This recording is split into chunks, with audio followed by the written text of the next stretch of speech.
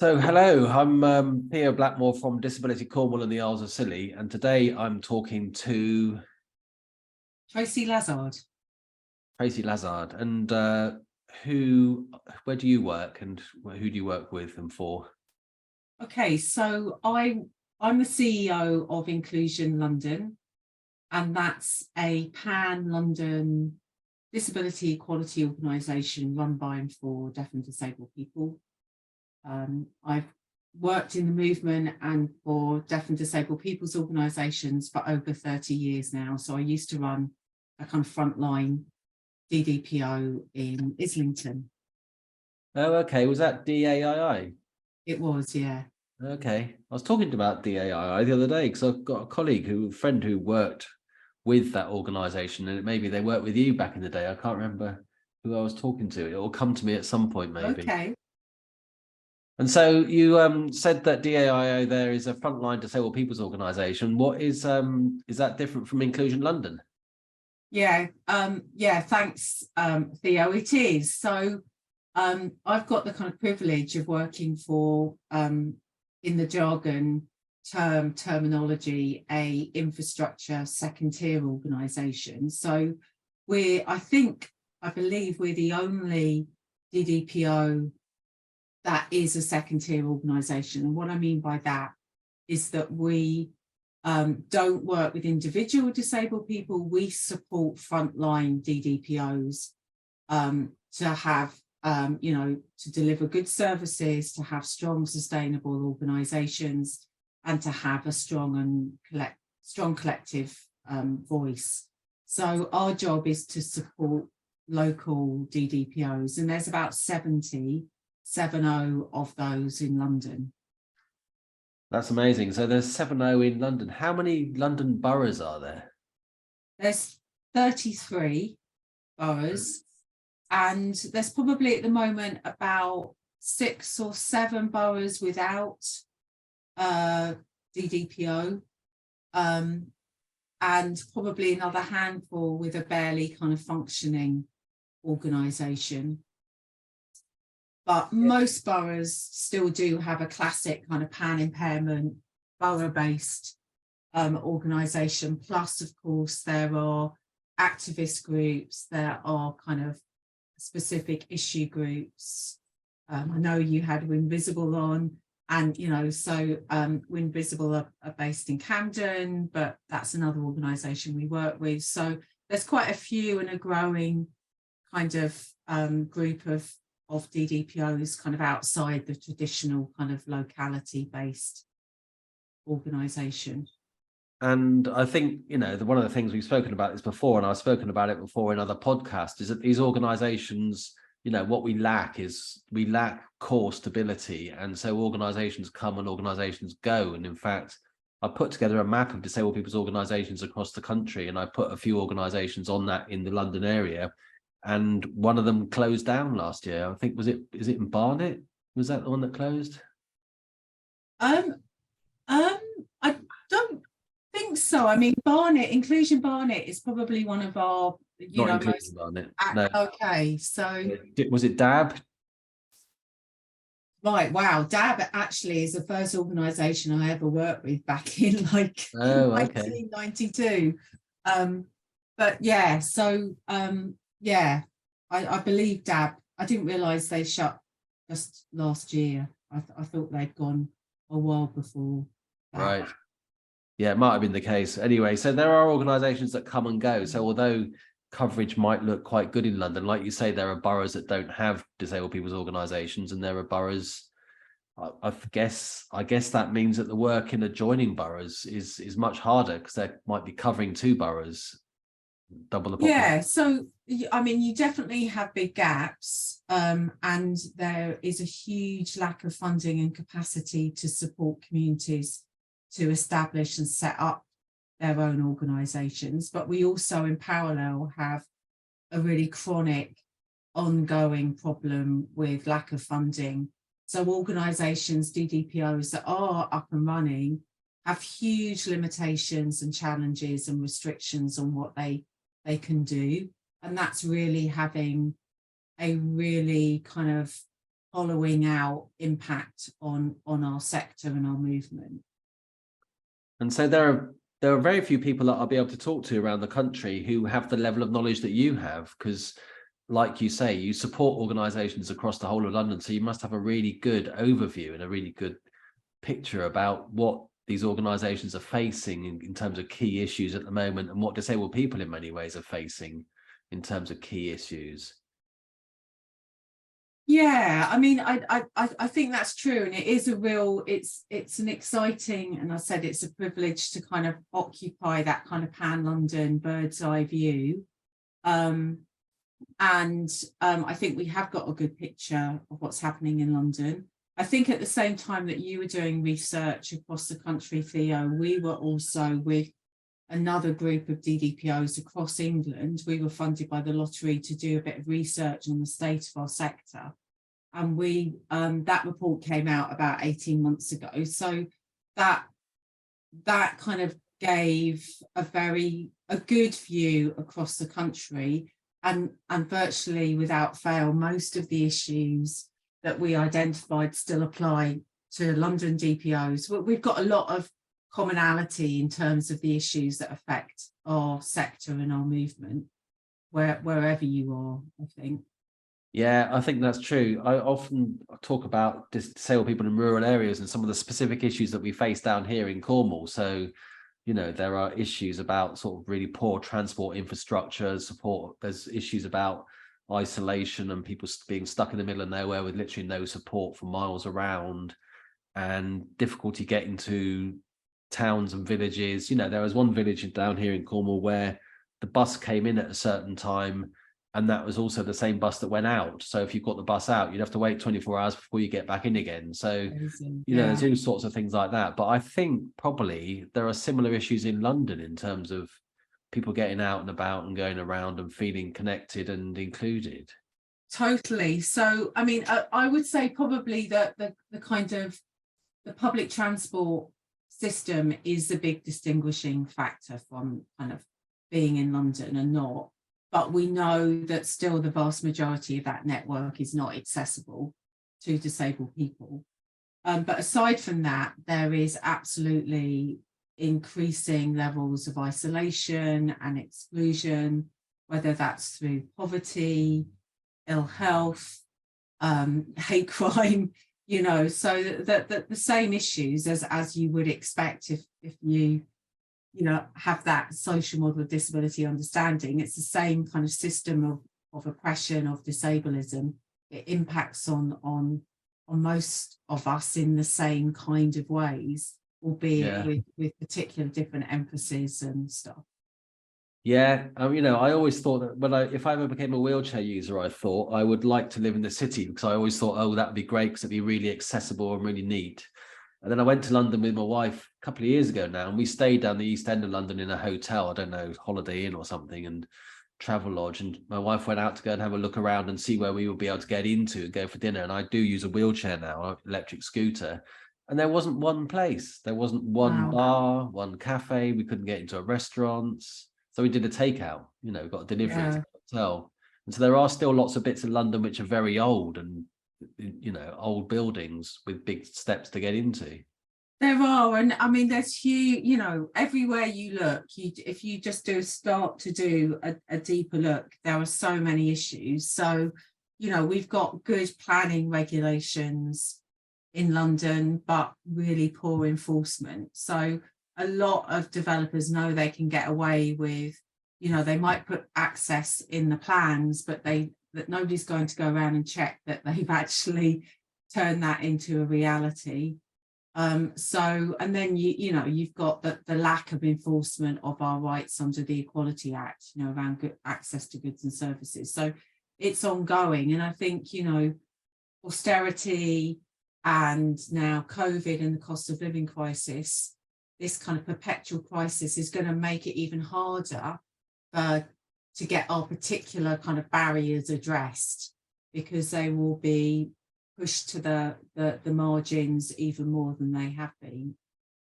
Yeah, I mean, you talked about three things there, which, you know, I was going to talk about a bit, but sort of austerity number one, that was, how long was that? That was 10 years of just everything being cut and cut again. And then we went into the COVID pandemic, and so everything, kind of all the infrastructure was there, wasn't there, in fact, and it was all so cut back, found it very difficult to cope with that. And as you know, I don't need to tell you, but the rate of mortality among disabled people during the COVID crisis was phenomenal.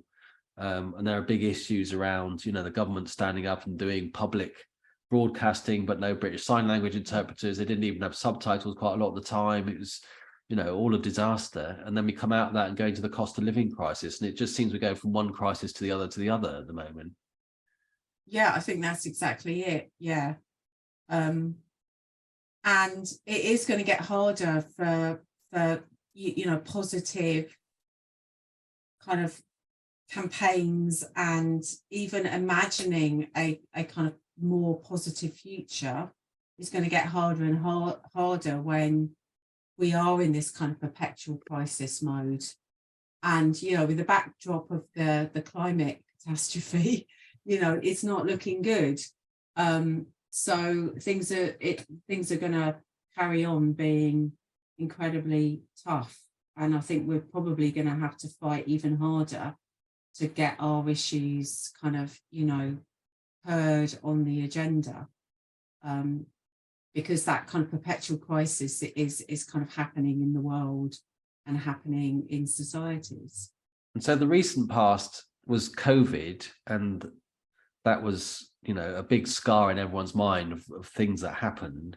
What happened down here in Cornwall was, and across the country, I think, is lots of organisations lots of deaf and disabled people's organisations, they weren't so much waiting to receive telephone calls from people or inquiries from people and all of that, but they became very proactive as organisations and started reaching out to the community, started reaching out to deaf and disabled people to find out if they needed things, started delivering medicines, PPE, all of that kind of stuff, and food, and providing. Down here in Cornwall, we had a rugby field near us where we started doing outdoor, just people could meet up and do, walking and talking sessions to sort of mental health, so that people were in contact with other humans. How was COVID in London? How was it being in London during the lockdown and doing all of that? Yeah, I mean, it's a bit of a strange, I almost find it difficult to kind of think back, really, because it felt like it went on forever, but also kind of quite a weird small time. I mean, there's some really interesting contradictions. So you're absolutely right, Theo. It was a disastrous time for disabled people, and I think probably most of us have known kind of friends and colleagues that didn't survive through, that complete disregard and dismissal, and our needs being overlooked. So it was incredibly tough, but at the same time, I think it showed just how resilient our sector is. So, all of the organisations that we support, most of them moved online pretty rapidly and pretty quickly. And as we know, again, there are some downsides to predominantly remote working, but it's very accessible for lots of people. And I think, our connections to our community really proved themselves. And we were involved in it was a National Emergency Trust. And I think they were going to give like £1 million to Scope and to run a helpline. And instead, they gave that money to a partnership of DDPOs. And we distributed that to really grassroots, frontline organisations across the country that did exactly as you were saying, got people together, got people hooked up with the right kit, and kept connections going, which was really vital. I think in London there were some really interesting, positive things happened as well. So funders got together. Funders had got together after the Grenfell tragedy and kind of pooled funding to get that funding out to the community as soon as possible. And they did that again under COVID, but they were very, very aware that they need to kind of have at the foremost of their mind kind of how do we tackle inequality? Because I think too often people, they have their emergency mode and think all of those issues around equality and inclusion can be put aside because we're in an emergency. And because of like our ongoing relationship with them, funders realised that, you know, it was communities that experienced structural inequality that were most impacted by COVID. So Inclusion London, alongside other equity infrastructure organisations, we were really, we were funded to work with funders to distribute pooled funding. And that's turned into some really progressive working with funders prioritising user-led organisations, being explicit about tackling structural inequality. So we're really hoping that that's going to kind of enable DDPOs in London to get access to some of that money that traditionally, you know, there's so much charitable trust money that goes to non-user-led disability charities, and that would not be acceptable in any other, you know, equality strand. The idea that, you know, you had a situation where most funding kind of women's services was going to organisations run by men, it would be a scandal. Yeah. But that is the situation in our space. So COVID did enable us to start kind of working collectively to challenge funders about why are they still giving so much money to organisations that aren't run and controlled by disabled people. It is amazing, isn't it, that it is still the case that our space is not our space, that people, you know, it is hijacked in many ways by non-disabled people and non-DPOs. I do find it incredible. You know, you would never phone up a black minoritized ethnic group and speak to a white person, or you would never phone, like you say, a women's organization and speak to a man, or you'd never phone LGBTQIA organization and speak to somebody who isn't in that group of people. Exactly. It's shocking. And I think, you know, when you make those analogies, I think it does get people realizing, my God, yeah. And I think it just shows how deep rooted disableism and ableism are, because I think at the heart of it, there's this idea that we are just kind of passive recipients of other people's kind of goodwill, and we're probably not that good at running our own organisation. So I think it shows you how entrenched that kind of personal tragedy, medical model views of disabled people are. But that's not good enough. And you've got people that present themselves as progressive.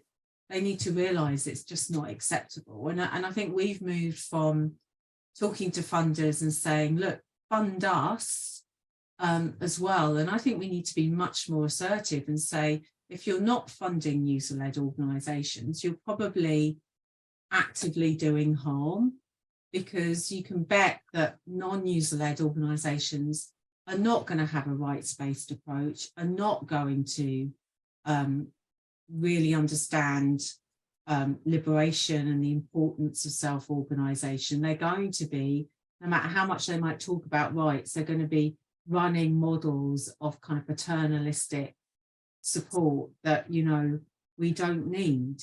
So I think we need to get much more assertive with funders to say, you know, you need a bloody good exception, excuse my language, you need a real exception not to be funding DDPOs, you know, user-led organisations. Yeah, I mean, it's amazing. I worked for a while with, you know, a national organisation which will stay nameless, and they had a chief executive in post. And that chief executive, after 3 years, moved on. He wasn't a disabled person. He moved on to a different job. And they got a new chief executive in who also wasn't a disabled person, who did it for 3 or 4 years and then moved on to a different job. And it seems like they almost use it as a stepping stone to get experience about running great big organizations with, you know, hundreds of millions of pounds turnover.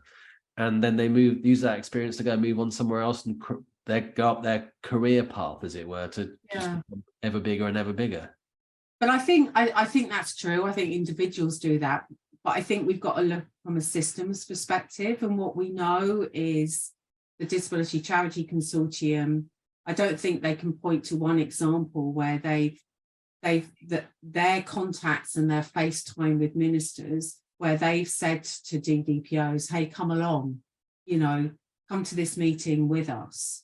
We want to kind of share this FaceTime that we get with the people in power with you. So they're pretty ruthless in maintaining their dominance of those spaces, of the public narrative. And unfortunately, we've had a government that takes the same approach. It's not just kind of bad luck. I think it's only in the last probably 18 months that we've got the government to start actually engaging with us for what it's worth. But they've been engaging with the Disability Charity Consortium the last 13 years. So, we're being systematically and consciously excluded. Yeah, it's amazing. And you mentioned earlier about the resilience of disabled people's organisations, deaf and disabled people's organisations. And I think personally that resilience of our organisations, is our strength, and our ability to change and act on a, just on a note like that. We can just change and do something completely different.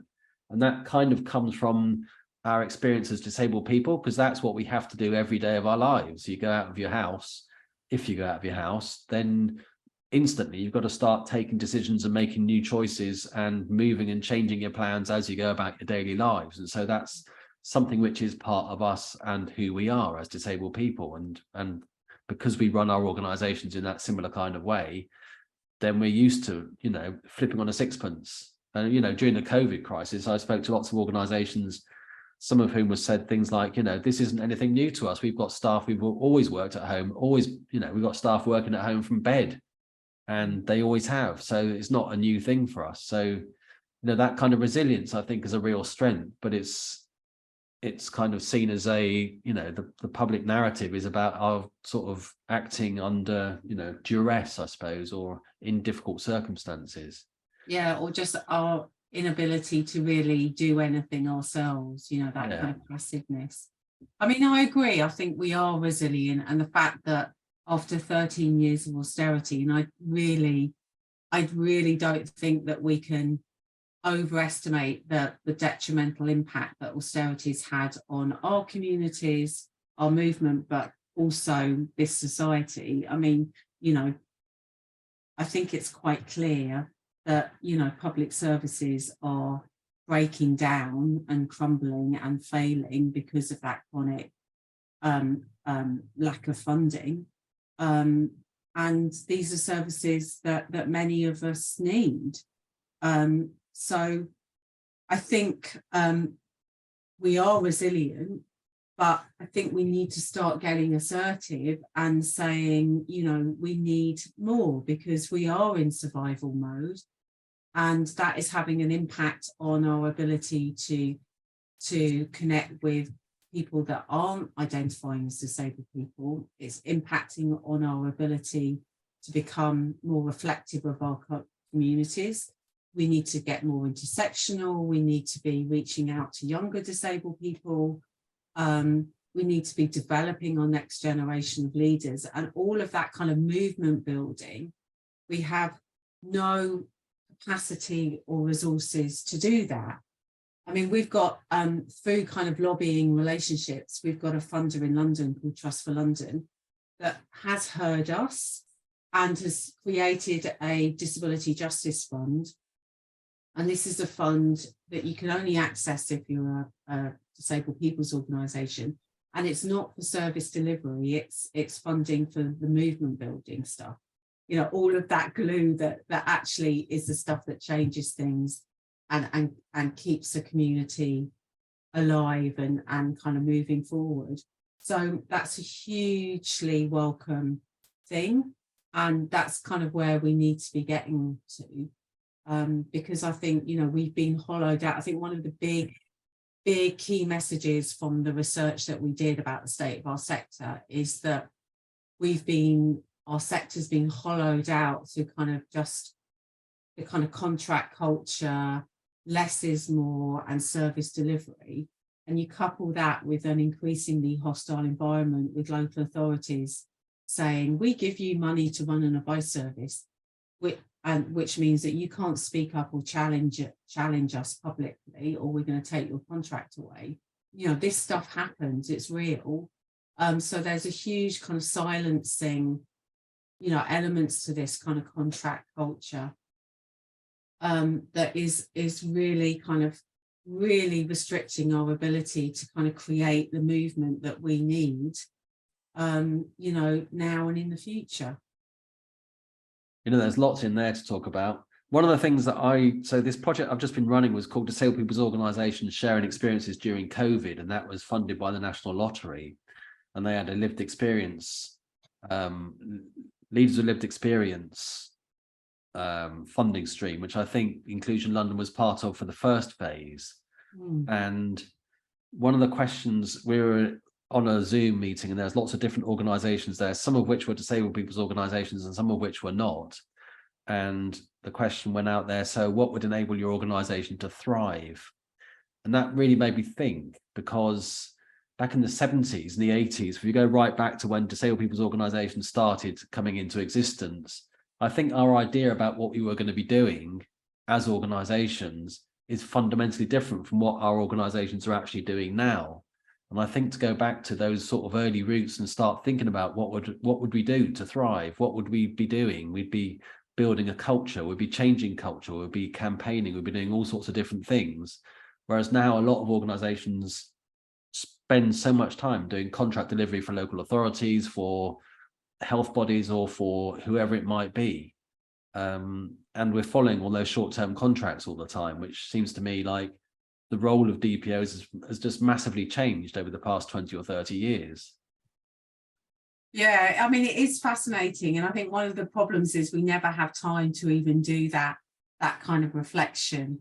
Yeah. You know? But I mean, looking back, I think probably in a way, you know, we were just reacting to an environment. But I think, you know, all of that campaigning in the late 80s and early 90s, it did create things like the DDA. But, you know, you then had that new Labour get in, and it was like, yeah, we get it. You don't need to convince us, and let's work together to kind of deliver this equality. So as well as setting things up like Equality 2025, I laugh at even the thought now. You know, they had lots of work around, you know, every locality should have a DDPO and they should be running this range of services. And I think we probably did turn away from campaigning and influencing in a kind of explicit way. So when, you know, the financial crash came and all of that kind of service user engagement opportunities just stopped overnight, we suddenly had nowhere to kind of no mechanisms for influencing. And then when, you know, the impact of the financial crash hit and austerity was brought in, coupled with an ideological government that wanted to reduce disability benefit take up by 20% and wasn't interested in kind of a large state, we had nowhere to go, and we were just kind of trapped in service delivery that was just getting harder and harder. So we definitely need a really concerted time now of movement building where we focus more on ourselves. I mean, I think individually as a disabled person and in the organisations that I've worked with, I think probably in hindsight, we spent too long knocking on the doors of power saying, you know, open up and listen to us, and not enough just building our own communities and doing that more kind of that consciousness raising, that kind of peer kind of development. And I think we do need to do more of that, because that's where the resilience comes from, but that's also where all the innovation comes from. I mean, you look at what we've achieved as a movement, you know, not just creating the social model of disability, but, you know, self-directed support and the concept of kind of independent living, you know, really critical things that have, you know, gone out into the mainstream. Yes, they've got hollowed out, but you know, we've had a huge impact, and we need to do more of that kind of positive policy development work that we're trying to do, you know, with Reclaiming Our Futures Alliance and the Disabled People's Forum, Disabled People's Organisations Forum, you know, with like the National Independent Living kind of strategy. We're trying to kind of map out positive visions, which, as I said right at the beginning, gets really hard when you're just protecting the bare minimum of what you're still, you know, grabbing hold of. You know, it's hard to think positively about developing stuff when you're doing rearguard actions to protect what you've already got most of the time. Yeah, I mean, the DDPO movement has done a lot, and we do need to remember the positives about what we have done. You know, I often talk to people and say, you know, if I was born 100 years ago, my life would be just fundamentally different. 50 years ago, even, my life was fundamentally different. I remember when I was growing up in the 70s, you know, I wasn't a disabled person then, but you never saw wheelchairs, you never saw wheelchair users, you never saw electric, of course, you never saw electric scooters because they'd never been invented, but the numbers of disabled people out in the community was really hard to see. We are much more visible. We are in our communities much more, and having lives that other people have as well. There is still enormous poverty. There is still a long way to go. Yeah, but I mean, I think you're right, but you know, I think that's falling away again. I mean, I think, you know, if you look at who's running DDPOs now, I mean, we've got a challenge about even recruiting and retaining disabled people in our sector, and that gets kind of harder at a leadership level. So the number of non-disabled people leading our organisations is increasing, and disabled people that do lead our organisations, and I include myself in that, don't have high support needs. Where when I came into the movement and sector 30 years ago, most of the kind of the big organisations were run by disabled people, you know, with high support needs, who would have been a generation before, you know, locked up in those Leonard Cheshire homes.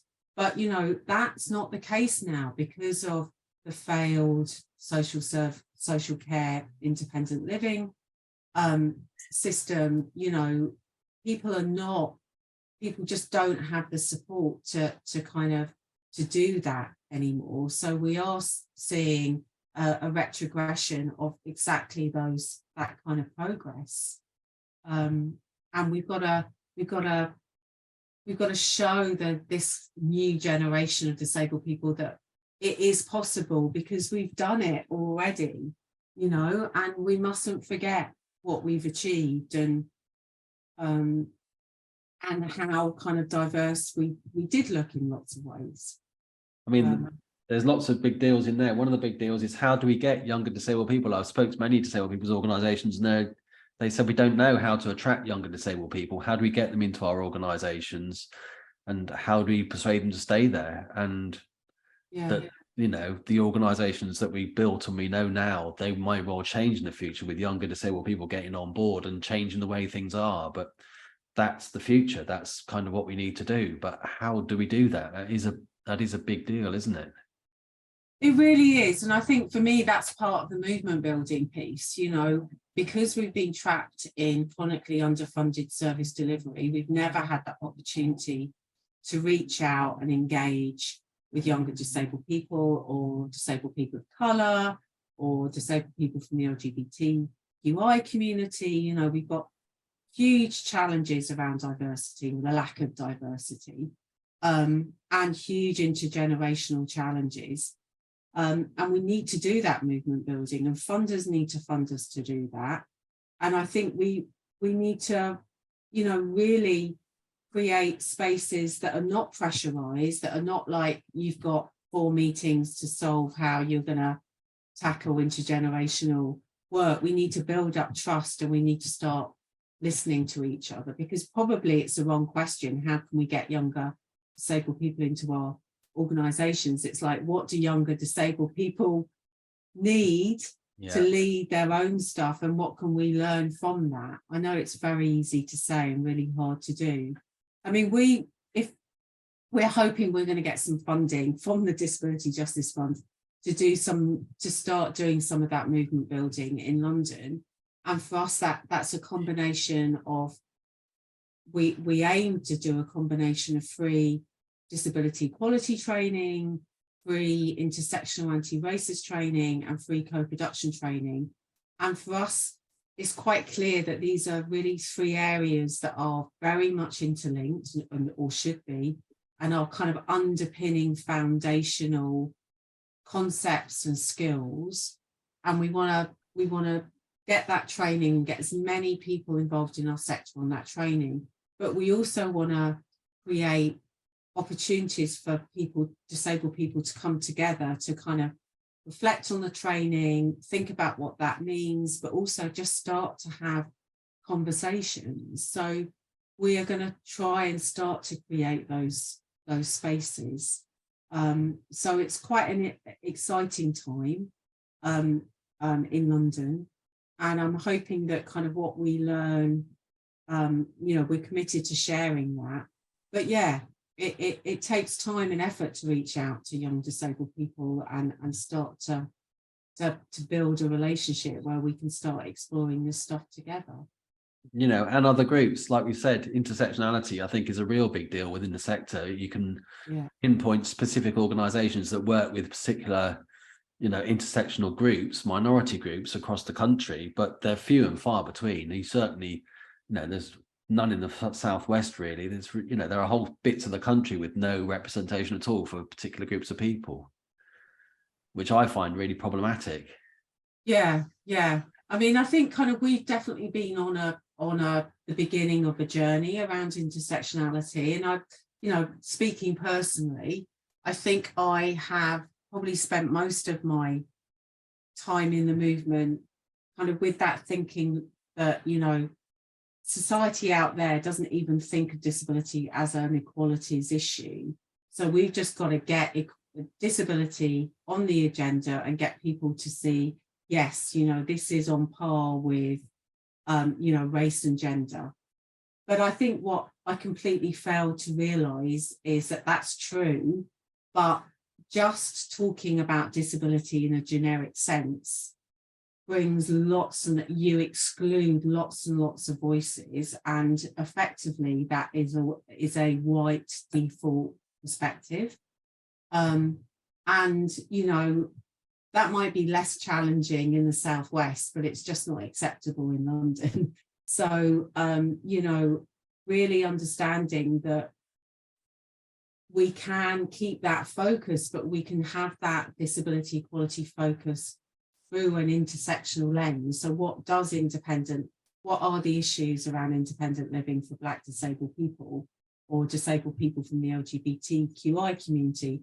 What is the impact of cost of living crisis on disabled women? These are things that, we have to be central to what we do. So yeah, we're at the beginning of kind of realizing that and understanding that. But I think it's essential for us to be representative of our communities. But ultimately, I think that is a way we start building alliances outside of our movement. And ultimately, we do need to join forces with other social justice movements. And so the more kind of intersectional we are, the more likely that is to happen as well. Yeah, I think there's real learning to be had from different political movements. If you think about the politics of the 1970s, it was a real kind of, a hotbed of activity in the country. And there was all the sort of the Black Power movement, and there was all the early days of the gay pride movement, and then there was the disability rights movement. And in many ways, the other two movements that I mentioned, they've really gone to a different level. And I think that although we have as a sector changed, and we are in a different space from the space that we were in back then, we don't have that kind of public visibility in the same kind of way that the other movements do have. We don't have people on telly all the time. We don't have people in the media all the time representing us and talking about us. Yeah, I mean, I would say that kind of our exclusion from the media is shared by Black organisations or women-led organisations or LGBTQI organisations. I think we're all very marginalised, you know, from the media and from that kind of public space, which is why we need to do more, you know, cross-sector working to challenge that. But I think, you know, we've been living in a very depoliticised, even though it's been one of the most ideologically driven and political kind of decades, you know, it's not a coincidence that there's also been a kind of massive attempt at depoliticisation. And we need to challenge that. And that's for me why the social model, you know, is still so vital as a kind of critical tool to understanding how people with impairment are disabled by society. And we've got to rethink about that. We have to see how it applies to different groups of disabled people. We need to be better at explaining that the social model doesn't deny impairment. That's a kind of quite a criticism that we're getting quite a lot.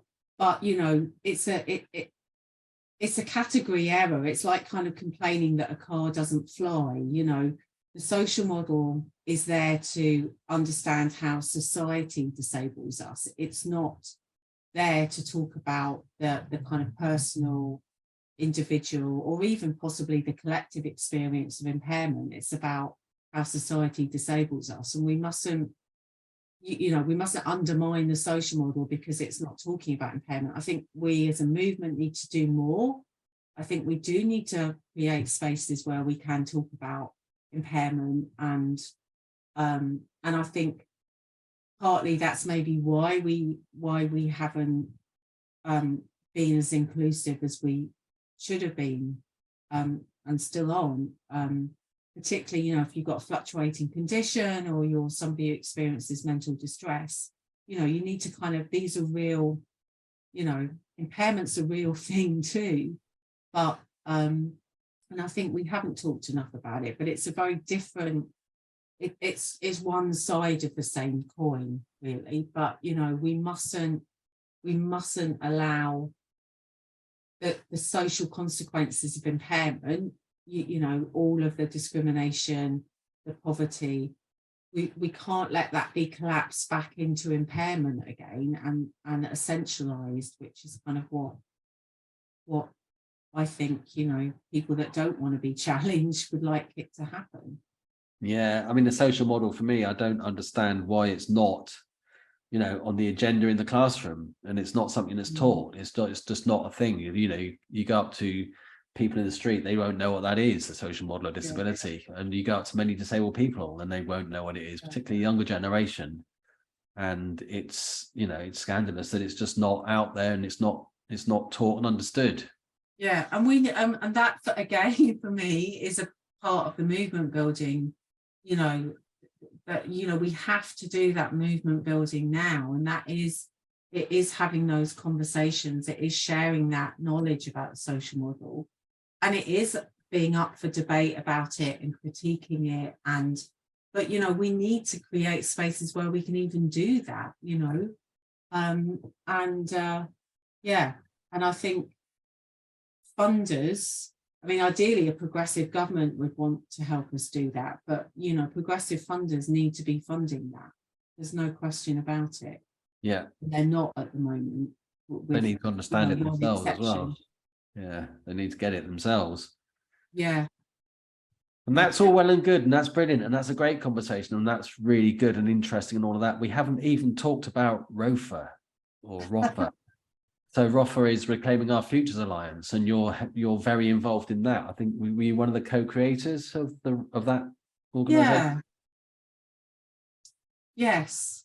And well, so, I mean, would you explain what it is? What is ROFA? Well, we're not quite sure what it is at the moment, Theo, because to be honest, Reclaiming Our Futures Alliance, I say ROFA, everybody else says ROFA. You know, we've never had any money. So ROFA is a loose alliance of DDPOs that kind of came together in the early 2010s, basically in response to, you know, the kind of the first wave of austerity and the lack of a national voice that reflected grassroots DDPOs. So we're very committed to speaking truth to power. We're very committed about reflecting the real life experiences and issues of disabled people and DDPOs on the ground. And we set up a totally non-funded alliance. And given that we've had no money, I think we've made important interventions around kind of election time with manifestos and through the development of this national independent living strategy and probably the UN Disability Committee's periodic review of the UK back in 2017. We harnessed and gathered 200 pages of evidence from DDPOs to put into that kind of shadow report to the Disability Committee that ended up with, you know, a damning report from the UN Disability Committee about the kind of, quote, human catastrophe that, you know, welfare reform and other austerity measures were having on disabled people in the UK. So we've made some important interventions, but we haven't had the chance to develop the alliance as a kind of structure yet, because we haven't had, you know, any funding. What's an exciting development for us now is the Disabled People's Organisations Forum, the DPO Forum in England, and that came out of, I think it was 4 meetings of the government, you know, succumbing to pressure to engage with DDPOs. They set up this forum and they disbanded it within like 4 or 5 meetings because it was too challenging for them. But the small group of DPOs that were on that forum have kept it going. And so that forum's got about 35 members. And that forum is starting now to kind of meet a bit more strategically with the disability unit and the kind of the revolving door of ministers for disabled people. But yeah, you know, so there is another voice, and I think that could potentially be something that more DPOs, and I want to speak to you about that, Theo, could kind of coalesce around, because it is a strategic forum. And, you know, we've met with the Fabian Society that are doing, you know, some kind of work for the Labour Party about social care. So, you know, it's a potential forum for influencing at a national level, which is what ROFA was all about. So I don't know the future of Reclaiming Our Futures Alliance because of all of those issues around no funding, no staff. But, you know, we will be lobbying and influencing around the next general election, which is an opportunity that we all must grasp. But yeah, I don't know long-term future, but I think we've done not a bad job with no money to kind of, you know, to use the opportunities that have come our way over the last 10 years. You know, I would, you know, A, no money, but B, at least one other job every single one of you has had. You know, you're a chief executive of an organisation in London, a pan-impairment organisation across the whole city of London. And you are seriously involved in ROFA a lot over the years. I saw the photograph of you taking the document to Brussels. Was that Brussels or Geneva? Yeah, that was back in 2017, and that was like a real high mark, I think, of a system that enabled us to have, you know, gather evidence and actually have FaceTime with people, you know, that had some power and influence, and it showed that, you know, it was a damning report that came out of the UN Disability Committee. I ended up terrifyingly on Newsnight being interviewed by Emily Maitlis. You know, we got a little glimmer of leverage, and I think it shows it shows what we can do, and you know, and we expect and hope that whoever forms the next government will be working with us much more strategically, because you know, nothing about us without us. It's our expertise, lived and learned, that is going to kind of really enable us to tackle the systemic discrimination and inequality that our communities experience. And the next government has to co-produce and work with us in a really deep, strategic way. Yeah, absolutely. And it's, you know, you got a picture through that work with Rofa and by being involved with Geneva, I guess, of the international perspective. I mean, how was it? Was it any different when you went to Geneva? Was it well received? Was it? Yeah, I mean, we were, I think, as I said, it was the first experience in those 7 years of actually being listened to, and being respected and heard.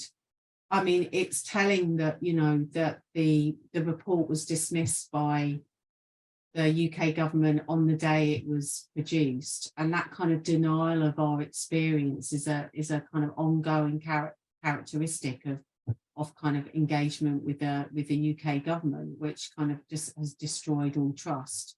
Yeah, wasn't the government found to be in contravention of the United Nations Declaration on the Rights of Human Rights of disabled people?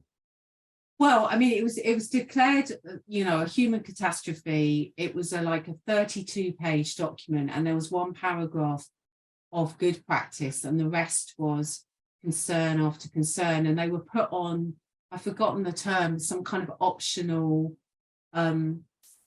protocol whereby the Disability Committee was so concerned about the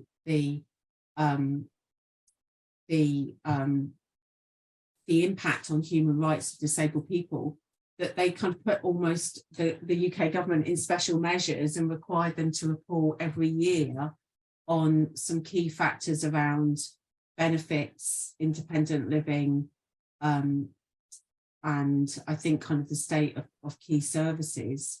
So yeah, they were, I mean, they were found to have systematically you know, abuse the human rights of disabled people, because there was also a investigation launched by the Disability Committee, you know, requested by Disabled People Against Cuts, to investigate the impact of welfare reform. So that was damning, and found there was a systematic violation of disabled people's rights. And then you had the periodic review of the UK government that was equally damning. So but again, it's very difficult when you have a government that doesn't seem to be bothered about its, you know, because there's been a whole number of different UN conventions where the government has been found, you know, really wanting, and they don't seem to have, you know, that type of reputation doesn't seem to bother this government, unfortunately. No, and they want to leave it, don't they? You know, the Convention on the Rights. Yeah. Yeah, unbelievable to say. Yeah. Well, just look at the latest illegal migration bill. Yeah. Legal being the operative word there, I think. Well, that's nearly an hour of your time, which is, your time is very precious. Thank you very much for that. What is there anything you'd like to say at the end, which would sum it all up, or anything that I haven't said, or anything that you haven't said, or? Oh, it's been a great hour talking with you, Theo. I mean, I think for me, it's clear that we need to do that movement building, and yeah, we need money and resources, but I think all of us need to kind of create time and space to meet and talk and debate and see how we can, you know, protect our movement and develop it and grow it. So I think that's a call for all of us.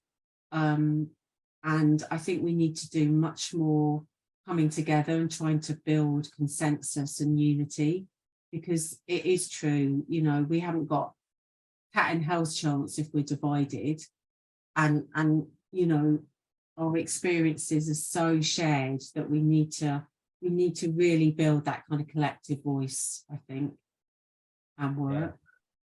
I mean, our experiences are so shared wherever we are in the country, and whoever we are. If we are a disabled person, then we are all experiencing the same things as each other. There are differences, but there are enormous similarities across the board. Yeah, totally. Yeah. Fantastic. It's been a great hour. Thank you very much for your time. Well, thanks, Theo.